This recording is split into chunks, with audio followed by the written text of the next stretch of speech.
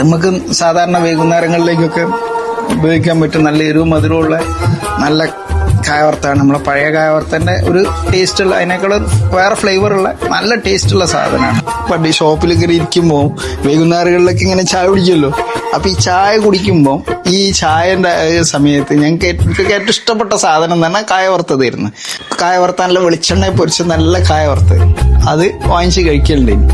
പിന്നെ തന്നെക്കാണ് ഇതിങ്ങനെ കൊല്ലങ്ങൾ മാറുന്നതിനനുസരിച്ചും കാലങ്ങൾ മാറുന്നതിനനുസരിച്ചിട്ടും നമ്മളെ പഴയ ഇതുള്ള സാധനങ്ങളൊക്കെ നഷ്ടപ്പെടാൻ തുടങ്ങി. പിന്നെ അങ്ങനത്തെ ഒരു സാധനം പിന്നെ കിട്ടിയിട്ടുമില്ല. ടേസ്റ്റുള്ള സാധനങ്ങളൊന്നും കിട്ടിയിട്ടില്ല. ഇപ്പം എൻ്റെ ഒരു ഫ്രണ്ട് ഒരു പുതിയൊരു ഐറ്റം, ഒരു പാക്കറ്റിലുള്ള നല്ലൊരു കായവറുത്ത് കൊണ്ടു തന്നിട്ട് പറഞ്ഞു ഈ കായവറുത്ത് ഉപയോഗിച്ച് വെക്കാൻ പറഞ്ഞു. അപ്പൊ ഈ കായവറുത്ത് എന്ന് പറഞ്ഞാൽ ആ നാടൻ പഴയ കായവറുത്തതിന്റെ അതേ രുചിക്കൂട്ടുള്ള സാധനം.